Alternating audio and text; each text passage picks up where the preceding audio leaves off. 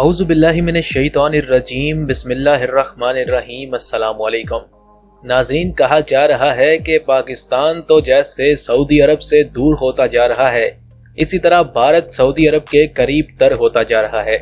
اس بات میں کتنی صداقت ہے اور اس کے پیچھے کیا پس منظر ہے، اس ویڈیو میں جانیں گے، لیکن ویڈیو شروع کرنے سے پہلے چینل کو سبسکرائب کر لیں اور ساتھ موجود بیل بٹن بھی دبا دیں۔ ناظرین، جمعرات کو اسرائیل اور متحدہ عرب امارات کے مابین ایک تاریخی معاہدہ طے پایا، جس کے مطابق اسرائیل مغربی کنارے کے بڑے حصوں کو الحاق کرنے والے اپنے منصوبوں کو ملتوی کرے گا اور دونوں ممالک کے مابین سفارتی تعلقات کا آغاز ہوگا۔ اب تک اسرائیل کے خلیج کے عرب ممالک سے سفارتی تعلقات نہیں تھے۔ اس معاہدے کا اعلان خود امریکی صدر ڈونلڈ ٹرمپ نے کیا تھا۔ اطلاعات کے مطابق اس معاہدے سے فلسطینی رہنما سخت حیران ہیں۔ عرب نیوز کے مطابق فلسطینی صدر محمود عباس نے اس معاہدے کے بعد عرب لیگ کا اجلاس بلانے کی تجویز کی ہے۔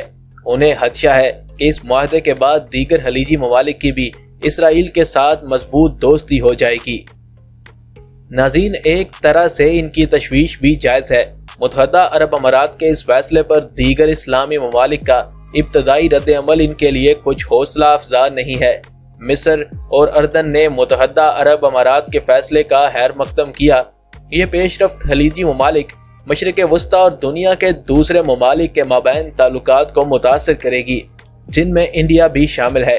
اسرائیل میں رہنے والے سینئر صحافی ہریندرا مشرا کا کہنا ہے کہ اس وقت دنیا کے مسلم ممالک واضح طور پر 3 کیمپوں میں تقسیم ہیں۔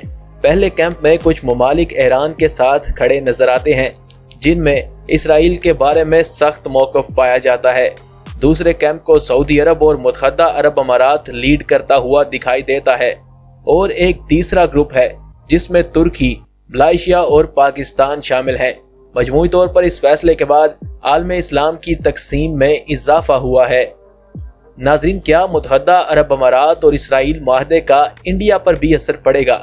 ایسی صورتحال میں سوال یہ پیدا ہوتا ہے کہ اس فیصلے کا انڈیا پر کیا اثر پڑے گا۔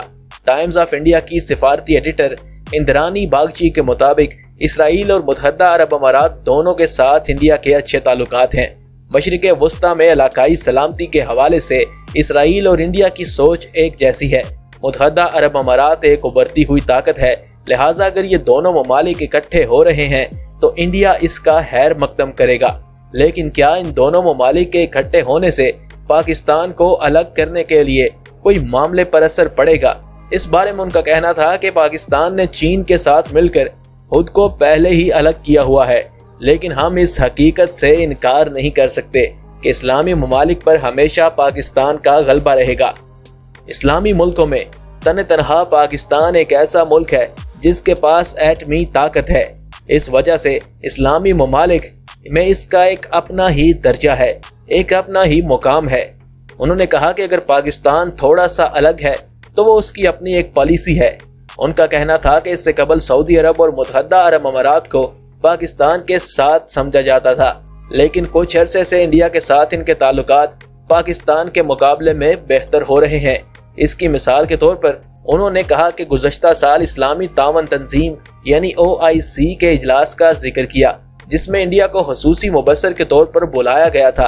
حالانکہ پاکستان ایسا نہیں چاہتا تھا، پاکستان اس دعوت کے خلاف تھا، لیکن UAE نے پاکستان کی ایک نہ سنی۔ 5 دہائیوں کے بعد یہ پہلا موقع تھا جب اس اجلاس میں انڈیا کو بلایا گیا ہو۔ صرف یہی نہیں، رواں سال ہونے والے OIC کے سالانہ اجلاس میں پاکستان نے انڈیا پر اسلاموفوبیا پھیلانے کا الزام بھی عائد کیا، مگر UAE نے پاکستان کے اس موقف کی بھی حمایت نہیں کی۔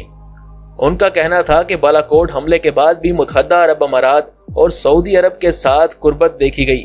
کئی مرتبہ ایسی اطلاعات موصول ہوئیں کہ جن کے مطابق انڈیا کے پائلٹوں کو بچانے میں سعودی عرب نے اہم کردار ادا کیا ہے۔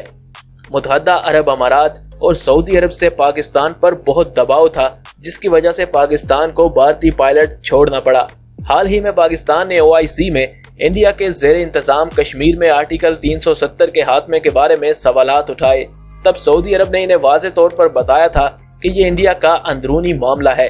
اس کے بعد پاکستانی رویے کے پیش نظر सऊदी अरब ने पाकिस्तान को दिया गया $1 अरब का कर्ज वापस मांग लिया, जो पाकिस्तान ने 2018 में लिया था। 2019 में मुत्तहदा अरब अमारात ने वजीर आजम मोदी को अपने मुल्क के सबसे बड़े शहरी एजाज से नवाजा था। ये सारी पेशरफ्त बताती है कि मुत्तहदा अरब अमारात और सऊदी अरब के साथ इंडिया के ताल्लुकात बहुत अच्छे हो रहे हैं, और अगर इसराइल के साथ किसी भी तरह का मुआहदा तय पा गया तो यकीनन इंडिया इस्लामी ममालिक के इस गिरोह के साथ खड़ा होगा। दूसरे खलीजी ममालिक जो इस मुआहदे के हामी होंगे, इनके भी इंडिया के साथ अच्छे ताल्लुकात होंगे। इससे इंडिया को पाकिस्तान को अलग करने में मदद मिल सकती है, लेकिन पाकिस्तान को चाहिए कि वो ऐसी हिकमत अमली बनाए कि पाकिस्तान न सिर्फ खुद अलग होने से बच जाए, बल्कि भारत का मकरू चेहरा भी लोगों के सामने बेनकाब करे। नाज़रीन, हालिया दिनों में इंडिया और इसराइल के दरमियान दिफाई साजो सामान बनाने के लिए बहुत से मुआहदे हुए हैं। खलीजी ममालिक दिफाई साजो सामान की एक बड़ी मंडी समझे जाते हैं। ऐसी सूरत हाल में इंडिया इसराइल की मदद से जो भी फौजी साजो सामान बनाएगा, इसे फरोख्त करने में भी कोई दुश्वारी नहीं होगी। इंडिया के वजीर दिफा ने दिफाई शोबे में खुद इन्हिसार इंडिया का नारा भी लगा रखा है। नाज़रीन, अब देखना यह है कि ऊंट किस करवट बैठता है। पाकिस्तान के आर्मी चीफ भी इस वक्त सऊदी अरब के दौरे पर मौजूद हैं और वजीर हारजा भी इस वक्त चीन के दौरे पर मौजूद हैं। अब देखना है कि ये सारी सूरत हाल क्या करवट इख्तियार करती है। क्या पाकिस्तान सऊदी अरब को मना पाएगा, या फिर इंडिया पाकिस्तान को सऊदी अरब से दूर करने में कामयाब हो जाएगा? ये तो वक्त ही बताएगा। नाज़रीन, आपकी इस बारे में क्या राय है? वीडियो के नीचे कमेंट बॉक्स में जरूर बताएं। इस वीडियो को लाइक करें, चैनल को सब्सक्राइब करें और अपने दोस्तों के साथ इस वीडियो को शेयर करना ना भूलें। शुक्रिया।